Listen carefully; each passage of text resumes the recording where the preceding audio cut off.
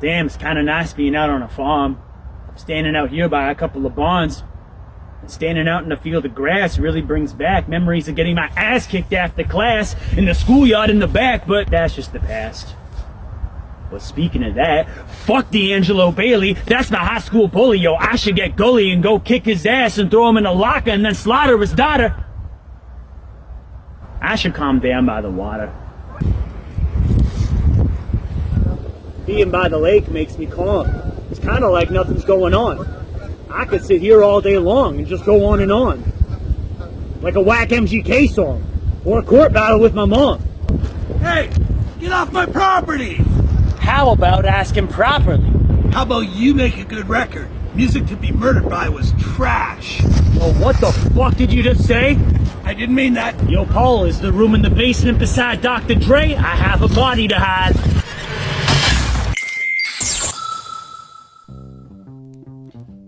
Returning champion on Daryl Talks to Bands, Dylan Hennessy, Mobius Radio. How's it going? Doing good, man. Happy to be back. Thanks for having me. So we are going to talk. Mobius Radio has a new single.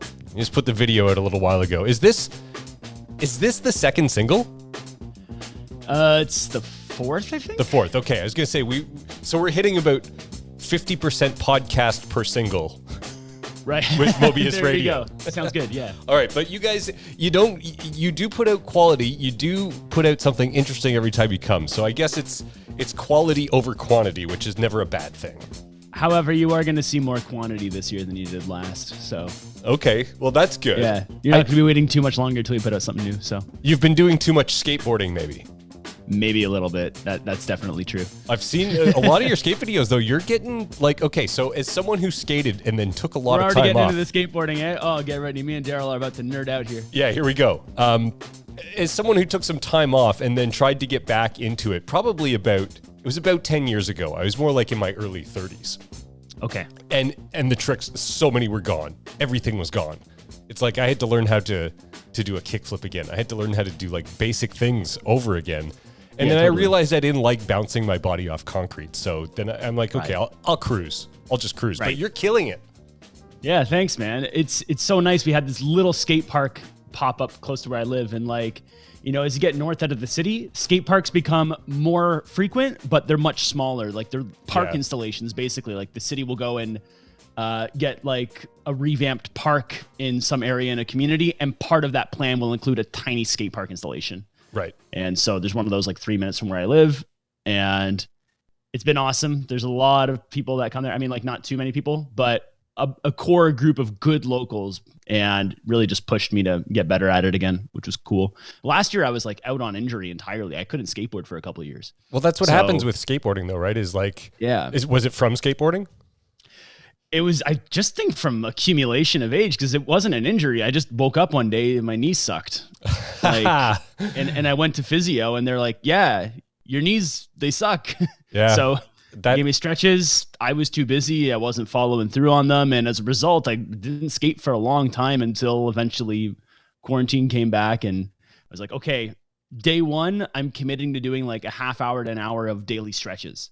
And did that for months and months and months, and like rehabilitated myself to the point that I could skate again. That's like that's I did awesome. When I was in high school, even, which is like crazy. I never thought that was coming back. That's good. It's good to have something like that where you can still go out in the midst of lockdown, and like the skate park, they still haven't put the caution tape around that, even in the GTA. I don't think, have they?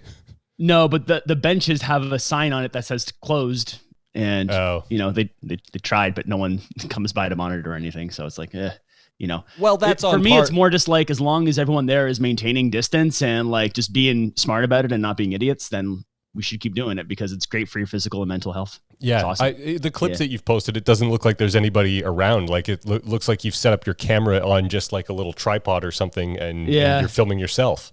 Yeah, it tends not to be too many people, so it's perfect. That's awesome. I also saw that one of the great things when you look on like Instagram, if you follow any skateboarding accounts or any of that stuff, is that reaction videos to people landing their first tricks.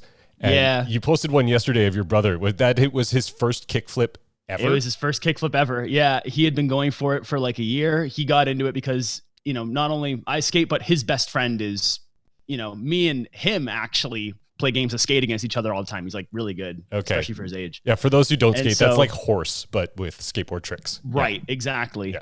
So, eventually he just said, I should probably give this a try and just start getting out and doing it a little bit. And he got really into it. We got him his own setup, and he tried the kickflip for like a year and finally made the one in the video, which was super nice. Actually, also, he decided we should start an Instagram page for the local skate park. And so he came to see me one day and he's like, hey, go on Instagram and check out Doncaster_skate park. And I was like, no way, you made this? So we've been managing the local skate park Instagram account too, which has been just a lot of fun for us and like just acting like a community hub, right? He's all in now. He's all in. Yeah. That's awesome. To discover something like that because not every, I don't know. Did you play a lot of team sports when you were like? Hell no. No. See, I didn't do that was either. Part of skateboarding for me. It's an individualist pursuit. It's a bit more of like an artistically driven thing in my opinion, because it's about like recontextualizing your environment. Yes. And reinventing things. And that's musically, that's kind of, that comes through in your music as well, is taking things and kind of mashing them up and coming up with something. Sure, yeah. I guess I never made that correlation, but I would say that's probably true. Yeah. That's resonated with me too. Same thing is that like you want to have an individualistic thing that you go out and do. Snowboarding is similar. So what do you think about skateboarding being an Olympic sport then, where they're gonna judge it? There has been like so much controversy over it, and I am for it, because if people dig deep at the roots of it, they're going to find the core that got people into it in the first place anyways. There's a rich history there, and anything you can do to broaden the audience and invite more people in, I am so for it. Over my lifetime as a skateboarder, I've seen it become a more inclusive community because, it was especially not when I started that at all. Yeah. But like when you're getting into it, wasn't it so like the white dude from California who was just like, yeah, bro, surf's up. And now it's like, inviting from everywhere around the globe. There's all these different pockets of skate communities. There's a huge scene blowing up in Ethiopia, for instance, right now. And you'd have had like no idea. Yeah. Tony Hawk has had a hand in that too. I've followed some of that. True. Yeah. The California thing that like, so my first deck pro deck was in the 80s. So it was a Lance Mountain Future Primitive, and I still have it. It is a Bonite deck. For anyone who skates knows that those ones fall apart. They were terribly built. And but maybe the California dude thing was back then, but then in like early, like 91, 92, when things change, shapes change, and the popsicle stick comes in, it became much more of a street kind of culture thing, whereas the surfing, it almost felt a little bit elitist, definitely. Like it had to be West Coast to be a part of it, but then when it gets into that part, then it's like hip hop and streets and New York and East Coast and all of these things. Yeah. I was talking about it with a buddy of mine, and there's like two major factors to skateboarding's continued success, and one of them is like it becoming a part of hip hop culture.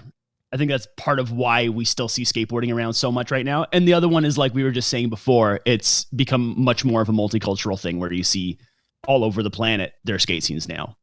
One of the biggest ones in the world right now is in Tokyo, and that just emerged in like the last 5-10 years. But and I think maybe that has to do with the Olympics slightly, but a lot of the world's best skateboarders are in Japan right now. Well, I mean, when you get into things that are technical, the Japanese, I mean, they could take skateboarding in some pretty interesting places, which is things where they are now compared to when I skated, things that are happening now seemed impossible. And absolutely. So it's crazy to watch the progression. It is, and it seems like that across the board with a lot of things. There's another one that has a parallel to music because you grew up having all the music in the world at your fingertip, basically.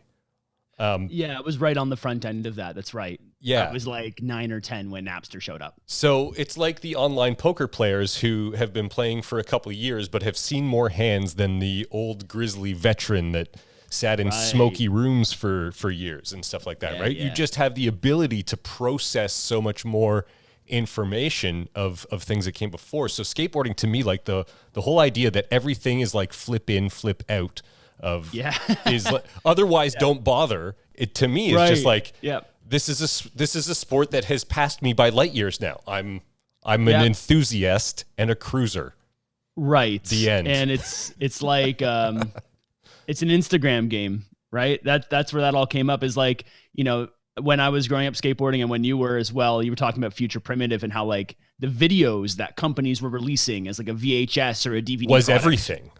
That was the only way you got it. Yeah. You'd hear about this trick that someone landed like 2 years ago and you're still waiting to see it. Right? Yeah. Information moved really slow. Same thing again. This is interesting because I didn't plan to just draw all these parallels between skateboarding and the music industry, but again, pre-internet, pre-Instagram, pre all that stuff. You know, the radio announcer, the rock personality was the purveyor of information, and that's where you got. They were gatekeepers, and because they went through news stories and magazines and kept clippings and had all of these things to prepare to share on their shows, and people trusted that too, right? And that's like the skate video was the equivalent. Yeah, if you had Powell Peralta behind your video, you knew that you were going to get something of substance and quality. But it was the only place where that was happening. And if you didn't get it through that distribution, it's like too bad for you if you're amazing. Well, it's funny too, actually. I'm going to run the music that I played in the intro before. And I don't think the copyright police watch my podcast, but this music is from a skate video called Welcome to Hell. Oh, okay. Yeah. The Toy Machine, right? Yeah. And actually, I tracked down the song. Is like a 10-minute song, but then about 8 minutes into it, it just breaks into this like funky little like groove. And to me, this is what runs, I think, during the credits of that video. Okay. And to me, it's always been one of those things that just like instantly resonated because I like the funk and the break of it. But yeah, so that comes from a skate video too, which is music that I use for the podcast. So anyhow. Yeah. You got a lot of good memories of skateboarding yourself too, though, eh? Absolutely. Like, I mean, that was your social kind of thing, was people used to just hang out at skate spots. And like, even if as a kid you weren't, like when I was, there weren't skate parks around. So we would still get chased out of like underground parking garages in the winter. Right. But it all used to seem to gather around some kind of a parking lot of some kind. And I had a small pickup truck too, so I used to throw like a little rail and some stuff, a little platform in the back of the truck. So we would go to these spots and then you'd have some stuff to get set up. Security was, I mean, the local ones, you'd get to know the guys, and they were like, as long as you're out there and you're not causing any, you don't bang on the doors and set off the, who cares ultimately, right? Yeah. But it's not like that in many places. This is a suburbia skate land though too, right? Yeah. But that's cool, man. But like that whole community vibe like you're talking about, where you would just go and it centralized around the skate spot, that's sort of what I've been feeling going to this local spot that just emerged around the corner from me. Yeah. And it's kind of been keeping my head together because a lot of the time before I would get that from going out to venues, right? And going and checking out bands and being in a room with all this rotating cast of characters that I would see around, these people that go and check out all of these shows and going and hanging out, watching the bands and everything. Since we can't do that right now, here's an outdoor venue where you can be near people, but not like right beside them indoors. Yeah. And still meet people, see a rotating cast of characters, and watch people progress in what they're passionate about. Yeah. Right? Yep. So it's a lot more similar than I could have realized that it would be. But we've unknowingly that void is kind of being fulfilled that way. I just figured I'd ask you a question about skateboarding because I've seen some of the clips that you've been posting and they've been great. I didn't think that we were going to paint this parallel between the art of skateboarding and the art of music, but it's interesting. It's interesting. Right. There's a lot of similarities there. And the two have always gone hand in hand, right? Especially like in the skate video days, we'll call them, because it's kind of behind us. Yeah. But like the music was so integral that like you can put on tracks from a lot of these classic videos and like every skateboarder who grew up in that era knows that song or that band even. Yeah. Right? That translated a bit into the Tony Hawk, soundtracks, but it started for sure. The 411 videos were a great mix of like punk rock and hip hop and who knows what. Yeah. And same with the games too, like award-winning soundtracks, and so many bands got their career started from having one song in one of those video games. Yes. Like and all of them. Snowboarding too has been a great outlet for, and even some surf movies and stuff like that have been great spots for independent music to sometimes, get a spotlight. And it didn't seem, even back then, there was something about putting a song in a commercial that was viewed as selling out. But it never seemed like that in a skate video as part of the culture.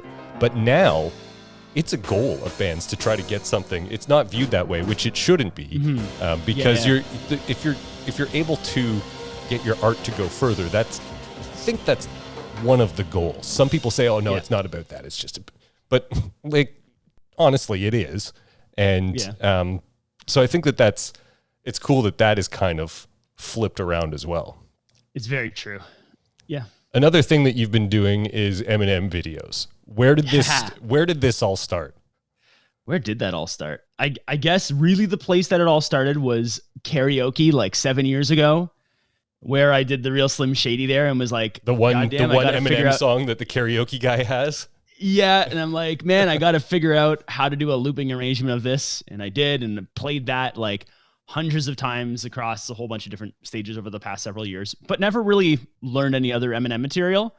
But it was like the most requested cover that I got, right? Yeah. And it's a little bit different from the rest of the Mobius set, but it does kind of fit in there still because it's still looping with like rock arrangement, for the instruments and stuff. The ability to nail it makes a big difference too. And you kind of nail Eminem. Yeah, thanks. It's like, I had to practice it a lot. I bet because his style of delivering lyrics, his cadence is unique, and sentences are sometimes, he's the king of run-on sentences. Yeah, for sure. Where there is no breath, there is no, we're just going to fill every single syllable with something and it's all going to rhyme. And it's all going to rhyme. So like there's going to be rhymes within a single line. There'll be like multiple rhyme schemes. Yes. He does some crazy things with the pen, it's it's pretty ridiculous, complex, and to put original material in that style is not easy. So I mean, so then where that evolved to was like a couple months ago.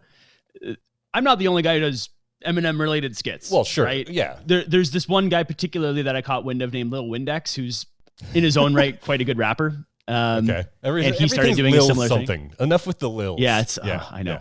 I know. Lil Windex. Lil Windex. Okay. Yeah. Shout out Lil Windex. Yeah. So he does a whole bunch of Eminem skits, and I was just like looking at some of these being like, I could probably do something kind of similar. I like this idea, and I feel like I could make things like this. And I just sat one day and tried to write out a few things and posted it up. People seem to like it. It wasn't any more complicated than that. And right now it's like, people are bored. And if I can bring some smiles to some people and do some things that people like, I'm going to do it. Yeah, for sure. So he seems to be a little bit more prolific than Mobius Radio, though. Maybe a little bit. I don't know, man. I might have to go sue him. We'll see what happens. Yeah. So when we first connected was kind of around Indie Week and the last one in person. And, we had a good chat about music in the first season, and I was just kind of really intrigued by what it is that you were doing, because it spoke to two areas that I'm into that I find is sometimes kind of like my tastes, if you put them collectively, are a little bit niche, because people who like drum and bass aren't always into guitar driven music as well. Sometimes in that scene, people give you that look. You're like, oh, you like rock, and I'm like, yeah, I do. But you've kind of created a bit of a fusion there with Mobius Radio, and on the new song, I have questions. Okay, so who's your guest, Dr. Draw, and if there's an instrumental song. I don't usually ask what songs are about, but it's called the Jake Revival. So who's Jake, and just maybe some. Yeah. So I'll give you the history of that. So Dr. Draw has been performing for like the last 20 years, doing like electric violin over predominantly electronic music, but usually in like a live band scenario. So sometimes it'll have like rock influence also. But he's like traveled the world over doing this kind of thing, right? And in his own right is quite a prolific artist himself and has done some really crazy stuff. I met him because I was doing this talent competition, I want to say 5 years ago, maybe. And he was one of the judges. So we connected there. And we played a handful of gigs over the years to come. We've played Dundas Square together. We've gone and played a couple theaters together. We played in Montreal together, and he's just a good buddy of mine. We've hung out a whole bunch, and he messaged me last summer saying, "Hey, do you want to remix one of my songs?" And the song was Jake. It's a song from an album called Line and Circle that he did with an electronic producer in 2016. I really liked the song, but the original is like this juxtaposition of these really uplifting and happy strings over this really somber minor backdrop. Yes. And the juxtaposition was really cool, but it's like ambient music. It's very different from what we ended up making. Yeah. And so he sent me the stems for the original, and I just started chopping things up and moving them around, and, you know, wanted to be not afraid to do something that's straight away from the original. And I definitely can specifically, sorry, let me say that again. I can draw specific influence from the song Heavyweight by Infected Mushroom as to the sound of the song. If any of you guys want to look that up, you'll hear that it's like, oh yeah, this song is kind of similar in vibe. Okay, so we're going to wrap up the podcast with the song. There's something to Google after you listen to it. What is it once again? Sure. What is it? Heavyweight by the band Infected Mushroom. Okay. That's cool. It's interesting because it seems to work. I love those. One of the things that I've been doing recently, I actually just sent you a clip before this, is working on some DJ sets.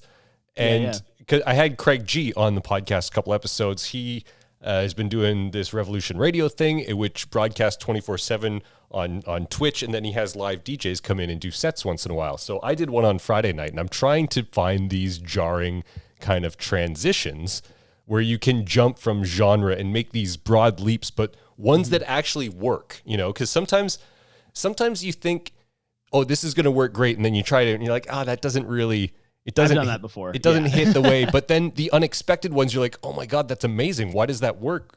You know, so do you find that you get to some of those places through the trial and error like that? Sometimes, yeah. I need to do even more of that, to be honest. I'm thinking about right now. I haven't thought about for a bit, but I made a genre wheel at one point, and just as an experiment, decided to myself, like, I'm gonna like click this thing like 2 or 3 times and make whatever it says, and it wasn't always very good.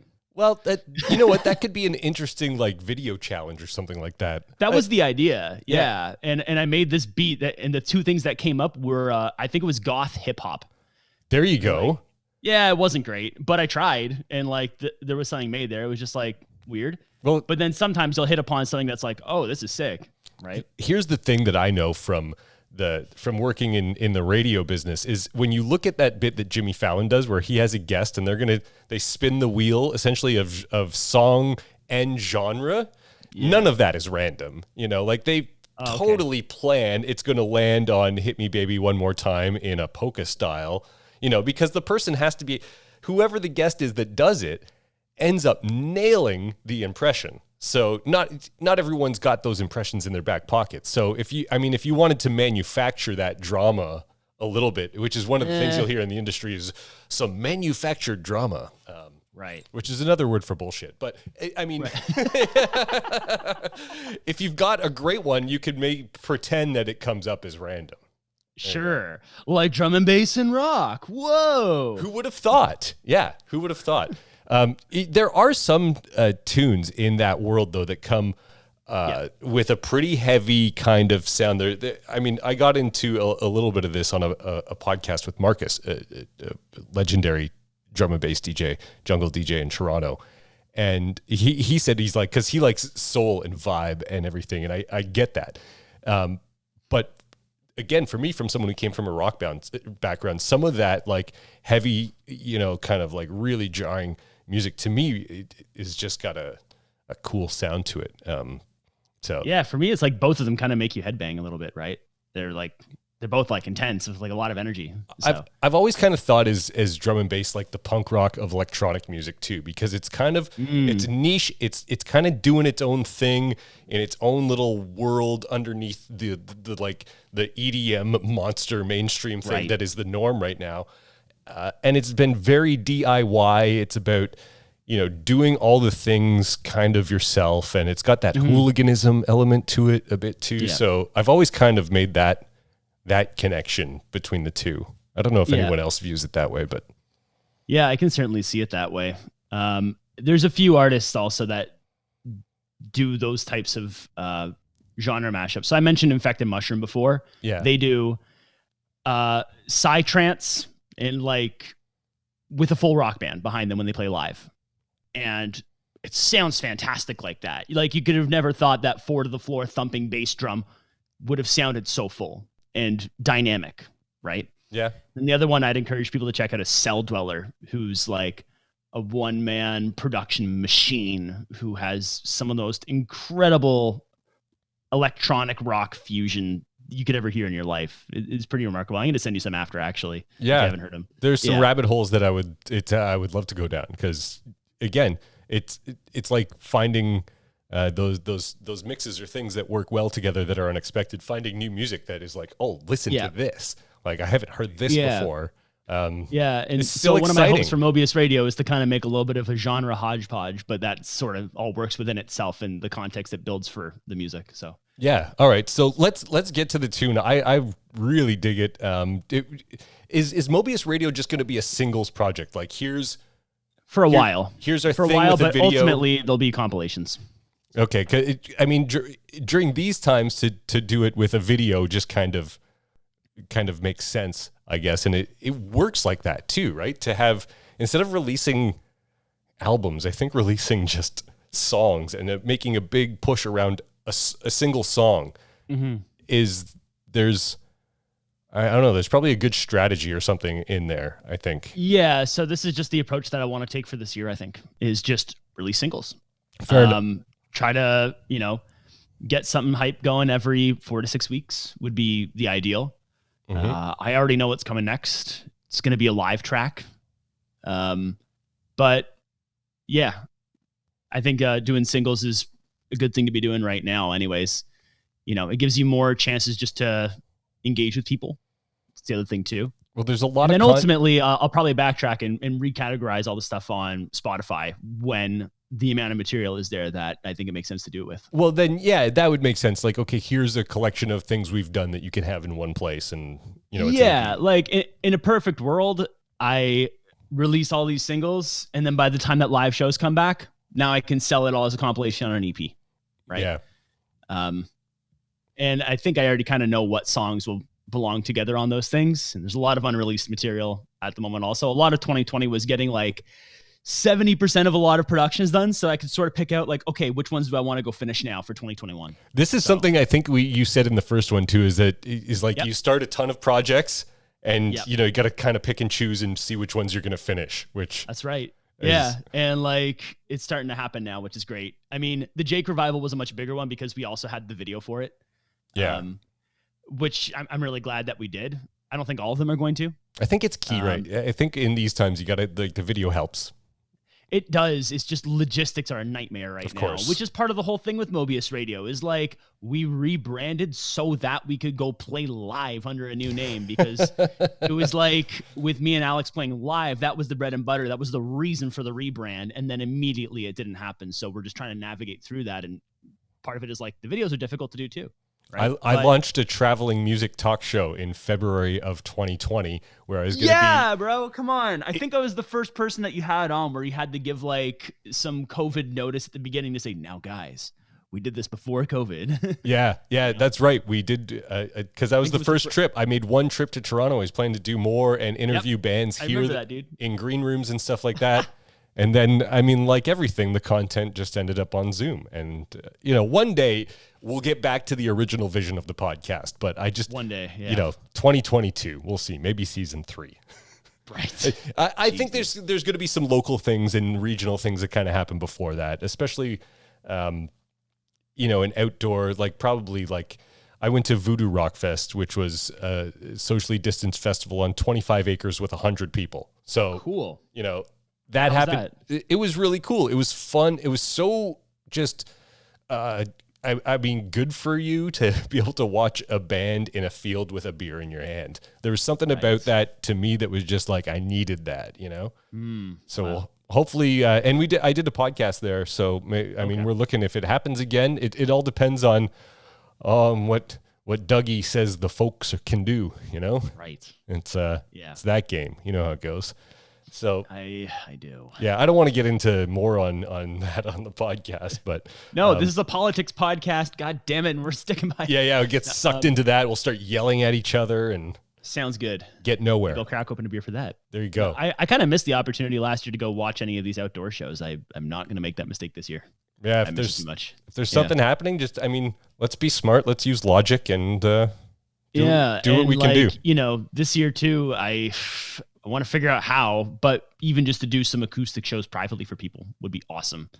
As part of like the Jake Revival, I tried to do this contest of like, I'm going to come do a private backyard show for one person who pre-saves this on Spotify or shares the YouTube link. And we had a lot of entries to it, which was great. And yeah, I'm going to go do an acoustic show I ended up pulling out of the hat like someone who's perfect, someone that I used to go see a lot of shows with. So that's good. I mean, those are the kind of things that you can do right now too. Cause I think you get a nice summer night in like July, you got some daylight till like after 9 o'clock or whatever it is. And you know, if you're in a decent sized backyard, even like, okay, the neighbor comes over and they have 2 lawn chairs over on that side. And you know, like your little groups can be distanced out. That's what I picture is like going into a backyard with like 4 or 5 people and just making someone's day would be great. Yeah. You know? Because also like, you know, splitting off into Mobius Radio and Dylan Hennessy is like part of what I want to do under my own name is just be a singer-songwriter, which is kind of what I got into all of this doing. And I love it. I really like playing softer music as well. You know, not everything needs to be 100% energy all the time. There's an outlet for that now. Yeah. And that's where that goes. And in someone's backyard with like my old Taylor acoustic is like a whole other thing. And there's like a nice sentiment to that too. And you do the series with your dad too, the 2 shots of Hennessy, which pops up every now and then too. So yeah, it's good to have those different kind of lanes where you can, you know, you let loose with Mobius Radio and then you can, you know, chill and play some nice music on your own and get that like, fixed too. One of the themes of my life is like, man, I wish I didn't like doing so many things. Well, I mean, it's good to be busy, idle hands, as they say, right? So, well, let's wrap this up with the Energy Project. This is Mobius Radio and Dr. Draw and the Jake Revival. Dylan, thanks so much for coming back. Enjoy the track. Thanks for having me on.